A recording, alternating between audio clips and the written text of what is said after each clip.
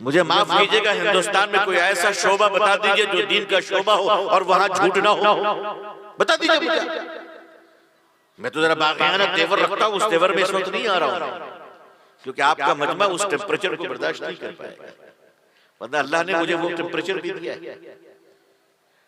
मैं वाज़ेह तौर पे साफ लफ्जों में कहना चाह रहा हूं, दुकान पर बैठने वाले मुसलमान से लेकर चंदे की रसीद काटने वाले मुसलमान तक सच बोलने की आदत डाल लो,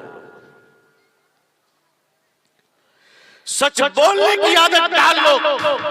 अल्लाह ने दीन के काम करने के लिए हमको भीख मांगने के लिए नहीं कहा कि भीख मांगो और दीन के काम के लिए झूठ बोलते रहो, नहीं, सच बोलने की आदत डाल लीजिए। जापान मुसलमान नहीं है, जापानीज को हराम हलाल नहीं मालूम है, वो शराब भी पीता है, वो नऊजुबिल्लाह हराम गोश्त भी खाता है, उसकी जिंदगी में सब कुछ है मगर एक बुराई नहीं है, वो लोग झूठ नहीं बोलते हैं, झूठ नहीं बोलते। मतलब इस्लाम उनके पास है, मुसलमान हमारे पास है, वो झूठ नहीं बोलते। और मैं आपसे एक बात अर्ज करूं, वो लोग तो शराब खानों में भी बैठकर सच बोलते हैं, और माफ कीजिएगा हम लोग तो मस्जिदों में भी बैठकर झूठ बोल जाते हैं। ये हमारे मुसलमान होने की हैसियत है। अगर आप हिंदुस्तान में इज्जत चाहते हैं, वकार चाहते हैं इंशाअल्लाह, तो आप मुसलमान बनकर दिखाइए। क़यादत आपके हाथों में इंशाअल्लाह, हुकूमत आपके हाथों में इंशाअल्लाह, लीडरशिप आपके हाथों में इंशाअल्लाह। इस मुल्क को आपने आजादी की लड़ाई में आपने इस मुल्क के लोगों के साथ कांधे से कांधा मिलाकर लड़ाई लड़ी और भारत को आजाद करवाया। अगर मुसलमानों, हिंदुस्तान तुम्हें आजाद आवाज दे रहा है, तुम सच बोलना शुरू करो। बात बात पर झूठ बोलते हैं, दीन के नाम पर झूठ बोलते हैं, कारोबार के नाम पर झूठ बोलते हैं। बताइए मैं सच कह रहा हूं, नहीं कह रहा हूं? हर शोबे में झूठ हमारे दाखिल हो चुकी है। मुसलमानों, तुम झूठ नहीं छोड़ सकते तो इज्जत तुम्हें कहां से मिल सकती है? अल्लाह हमें सच बोलने की तौफीक अता फरमाए। मदीने के बाजार में एक सहाबी मुसलमान एक बेहतरीन नस्ली घोड़ा लिए खड़े हैं बेचने के लिए मार्केट। एक दूसरे सहाबी आए, देखा कि बहुत अच्छी क्वालिटी का घोड़ा है, बहुत अच्छी क्वालिटी। उतरे, सलाम दुआ हुआ, कहा भाई घोड़ा आप बेच रहे? का जी हाँ।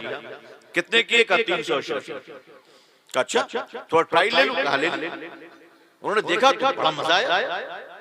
कहा भाई घोड़ा तो आपका बहुत ऊंचे नस्ल का है, ये तो आप सस्ते में बेच रहे, इसकी कीमत तो 500 अशरफी होनी चाहिए। खरीदने वाला दाम बढ़ा रहा है, बेचने वाला नहीं। हमारे यहाँ खरीदने वाला क्या करता है? उतारता है ना। उतारना गलत है, मैं ऐसा नहीं कह रहा हूं, ऐसा नहीं। आप इस वाक्य को समझिए, मैं दर्द दिल की बात कर रहा हूं। हमारे अंदर जो दिल है ना, उस दिल में एक दर्द भी होना चाहिए। कहा कि भाई आप 300 में क्यों बेच रहे? आप तो ये 500 का घोड़ा। बेचने वाले साहबी ने कहा, मुसलमान ने कहा, बेच तो मैं 300 में रहा हूं, आप अगर 500 देना चाहें तो दे दीजिए। उन्होंने 500 अशरफी निकाली, दे दिया और घोड़ा ले लिया। जब घोड़ा खरीद लिया तो मालिक बदल गया ना। तो जब खरीद लिया तो पैसे लेने के बाद बेचने वालों ने सवाल किया कि घोड़ा तो 500 की है, मैं 300 में इसलिए बेच रहा था कि मेरी मजबूरी है, मेरा बेटा बीमार है। दर्द सुनिए, मेरा बेटा बीमार है, उसकी दवा के लिए मुझे पैसे चाहिए थे, इसीलिए मैं 500 का माल 300 में बेच रहा हूं। मेरी मजबूरी, मेरे बेटे की बीमारी है, तो मैं 500 का माल 300 में बेच रहा था। मेरे भाई, तुम्हारी क्या मजबूरी थी जो तुम 300 का माल 500 में दे रहे थे? उस मुसलमान ने कहा, भाई तुम्हारी मजबूरी तुम्हारे बेटे की बीमारी थी कि तुम 500 का माल 300 में दे रहे थे। मेरी मजबूरी ये थी कि 300 का माल मैंने 500 में इसलिए लिया कि मेरी मजबूरी ये है कि मेरे आका सल्लल्लाहु अलैहि वसल्लम ने फरमाया, सामान खरीदा करो, किसी की मजबूरियों का सौदा मत किया करो। किसी की मजबूरी को मत खरीदा करो। एक बुढ़िया है, बेटी की शादी करेगी, का जमीन बेच रही है। जमीन तो 2 लाख की होनी चाहिए थी, लेकिन वो मजबूर है तो मैं 1 लाख में खरीदूंगा। अगर तूने आज किसी की मजबूरी का सौदा किया तो याद रखना, कल तेरी औलादें भी मजबूर रहेंगी, कल तेरी नस्लें भी मजबूर रहेंगी। आज बड़े बड़े लोगों की औलादें जो झाड़ू लगा रही है ना, बड़े बड़े जमींदार के बच्चे रिक्शा चला रहे, बड़े बड़े घराने के बच्चे आज सड़क पर नौकरी कर रहे हैं बाथरूम के बाहर। जानते हो क्यों? इसलिए कि उनके बाप दादा ने अपनी दौलत के नशे में और अपने मसल पावर और बेटों की ताकत में कमजोरों पर जुल्म किया था। आज वही उसकी नस्लों में अल्लाह निकाल रहे हैं। लोगों जुल्म मत करो। आज तुम दूसरों पर भलाई करो, अल्लाह तुम्हारी औलादों के लिए भलाई अता फरमाएंगे। आज तुम अपने मोहल्ले के मस्जिद के इमाम साहब और मौज़िन साहब के साथ हुस्ने सलूक कीजिए। इंशाअल्लाह आपका बेटा, आपकी बेटी, आपका दामाद, आपका पोता, आपकी पोती, आपका नवासा, आपकी नवासी बाहर पढ़ने गया है, नौकरी करने गया है, रहने गया है। आप यहाँ अच्छा करोगे, वहां उनके साथ कोई अच्छा करेगा इंशाअल्लाह। वहां उनके साथ कोई करेगा। जैसा करोगे वैसा पाओ। लोगों जुल्म मत करो, किसी की मजबूरियों का सौदा न करो। अगर कोई मजबूर है और इलाज के लिए जमीन बेच रहे हैं तो जो कीमत है उससे बढ़ाकर उसको दो, ताकि अल्लाह तुम्हें अता फरमाए। का भाई जमीन 2 लाख की है, मगर मैं आपको 2,20,000 दूंगा, क्योंकि आप मेरे भाई हैं, आपको जरूरत है, मैं बढ़ाकर दाम दूंगा। अगर आप ऐसा करोगे तो मुझे अल्लाह की जात पर यकीन है कि तुम्हारी गरीबी खत्म हो जाएगी और इंशाअल्लाह तुम्हारी नस्लों में खुशियां आ जाएगी इंशाअल्लाह। लोगों को एहसान करो, भलाई करो। आप इंसान तो बन जाओ, आप मुसलमान तो बन जाओ। बाजारों से गुजरता है मुसलमान ताश खेल रहा है, मुसलमान जुआ खेल रहा है, नमाजें छोड़कर मुसलमान सड़कों पे चल रहा है, मुसलमान नऊजुबिल्लाह शराब पी रहा है। तो जरा बताइए कि जब मुसलमानों का तबका हराम खाने लगेगा और उसी हराम पैसे का चंदा मस्जिद और मदरसों में आएगा और वहां से जब दुआ की जाएगी तो दुआ कबूल कैसे होगी? आप बताइए ना कि फिर दुआ कबूल कैसे होगी? कानपुर का नाम सुना है आप लोगों ने? कानपुर शहर यूपी में शहर है कानपुर। अंग्रेजों का जमाना था, मस्जिद के पास एक शराब खाना खुल गया, लाइसेंस दे दी गई। हमारे हिंदू भाई की दुकान थी, उन्होंने शराब की दुकान खोल ली। मुसलमानों को ये बात बहुत बुरी लगी, मस्जिद के पास शराब खाना खुल गई, बहुत गलत हुआ। अच्छा, मुसलमान बहुत ईमानदार है बेचारा, शराब पीने के लिए भी बैठता है ना तो कहता है कबाब का गोश्त हलाल है। शराब हराम पीता है मगर कबाब हलाल खाता है। इसका ईमान देखिए।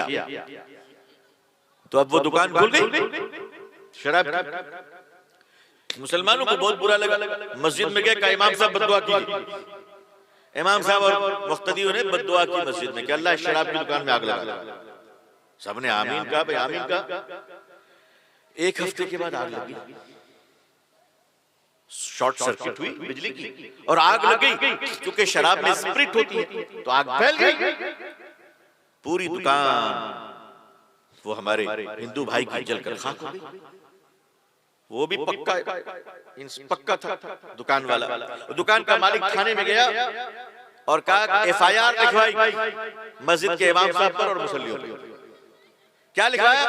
इमाम साहब और मुसल्ली साहब 1 हफ्ते से बद्दुआ कर रहे थे, मेरा विश्वास है कि उनकी बद्दुआ से मेरी दुकान जली है। थाने ने बुलाया सब, इमाम साहब मौज़िन साहब सब पहुंचे। थानेदार ने कहा आपने बद्दुआ की? कहा की। कहा फिर दुकान जल गई? कहा जली है मगर मेरी बद्दुआ से नहीं जली। कहा कैसे? हमें यकीन है कि मेरी बद्दुआ से कुछ नहीं हुआ, हमें यकीन है।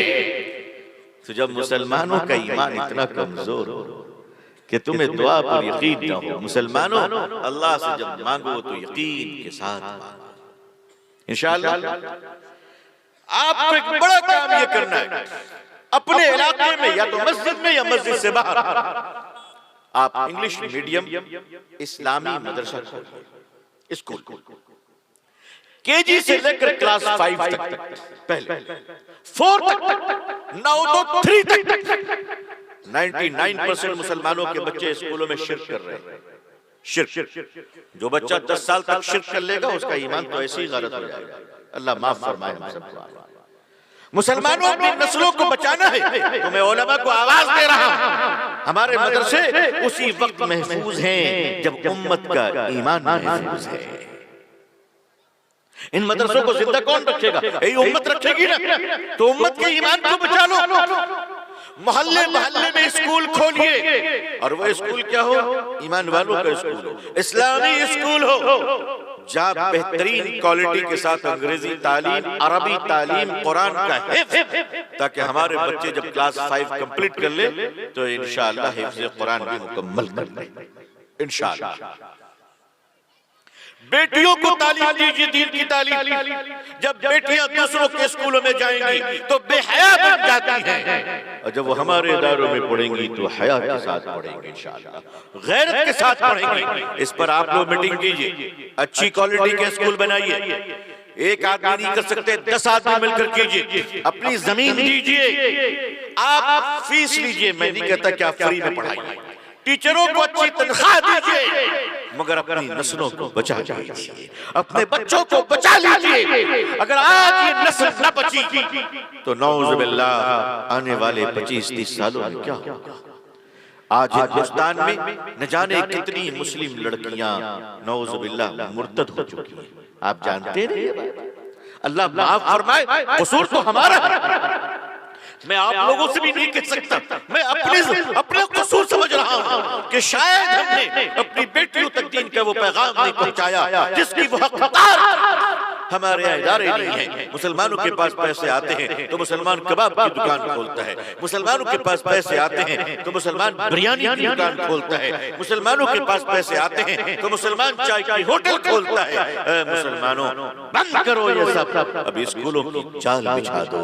वो स्कूल जो तुम्हारे उलमा की निगरानी में चले, जहाँ कुरान की तालीम से तुम्हारी तालीम का आगाज हो, जहाँ सरकारी सिलेबस और सरकारी सब्जेक्ट को पढ़ने के साथ साथ मुसलमानों, तुम अपने बच्चों को आलिम बनाओ ना बनाओ, हाफिज बनाओ ना बनाओ, तुम्हारी मर्जी, मगर अपने बच्चों को इतना मुसलमान तो बना लो कि जब बाप का जनाजा उठे तो इमाम साहब नहीं, उनके बेटे साहब अपने बाप के जनाजे की नमाज पढ़ा सके। बस इतना काबिल तो बनाओ अपने बच्चों को।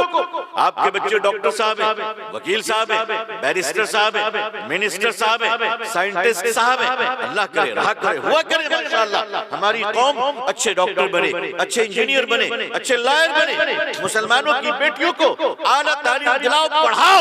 मुसलमानों की बेटियों को डॉक्टर बनाना मना नहीं है, बेहया बनना मना है, बेगैरत बनना मना है। जब अपने स्कूल नहीं दोगे, अपना इदारा नहीं दोगे तो ये औलादे, बेटे और बेटियां गैरों के दरवाजे पर जाने पर मजबूर हो जाएगी। कोई किसी का भला इंतजार करता है, हमारे बच्चे डॉक्टर बने, इंजीनियर बने, बैरिस्टर बने, मिनिस्टर बने, जो बनना है बने, मगर उन सबसे पहले मुसलमान बन जाए। बाप का जनाजा बेटा पढ़ा सके, माँ के जनाजे को बेटी गुस्ल दे सके। हर मुसलमान बेटी जनाजा, औरत के जनाजे को गुस्ल देना जानती हो। हर मुसलमान बच्चा जनाजे की नमाज पढ़ाना जानता हो। करेंगे इसकी फिक्र इंशाअल्लाह। अब अगला जलसा होने से पहले आपको ये रिजल्ट देना पड़ेगा, और हम चाहते ही हैं, हमारी कोशिश अल्लाह ताला की तौफीक से ये है। मैं अल्लाह ताला से मांग रहा हूं कि मेरी कौम अब जलसे का मेला थोड़ा कम करे और स्कूलों की जाल ज्यादा बिछाना शुरू करे, ताकि हमारी कौम के बच्चों को इल्म का वो चिराग मिल सके कि उसका मुस्तकबिल रोशन हो सके। अपनी बेटियों को अजीम बनाइए, अपने घर की माओं को अजीम बनाइए। जब आप प्रैक्टिकल चलेंगे तो आप कामयाब होंगे। सिर्फ नारों से जाहिर है हम जाग सकते हैं, तकरीरों से बेदारी आ सकती है, जलसों से भलाई तो आएगी, लेकिन काम करना पड़ेगा। जलसे में हम बता सकते हैं आपको कि गेहूं के फायदे क्या हैं, मगर गेहूं की बीज किसान जब तक खेत में न डाले, आप मुझे बताइए उसकी बालियां कैसे निकलेंगी। अल्लाह ताला से दुआ है कि अल्लाह तबारक व तआला पूरी दुनिया में हम सबको इस्लाम की इज्जत देखना नसीब फरमाए, मुसलमानों की इज्जत देखना नसीब फरमाए। अल्लाह अक़वाम आलम और अहले हिंदुस्तान के दिलों में इस्लाम के लिए और मुसलमानों के लिए जज्बा मोहब्बत और एहतराम और इकराम पैदा फरमाए। अल्लाह ताला पूरे हिंदुस्तान में अमन और सलामती अता फरमाए। यहाँ रहने वाले मुसलमान भाई, हिंदू भाई, सबों में आपसी भाईचारगी, अमन और मोहब्बत अता फरमाए।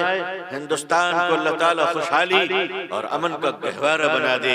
अल्लाह ताला हमें और आपको एक दूसरे का खैर खाह बना दे। अपनी दुआओं में हमें भी याद रखिएगा। आखिर दावाना अल्हम्दुलिल्लाहि रब्बिल आलमीन, वस्सलामु अलैकुम व रहमतुल्लाहि व बरकातुहू।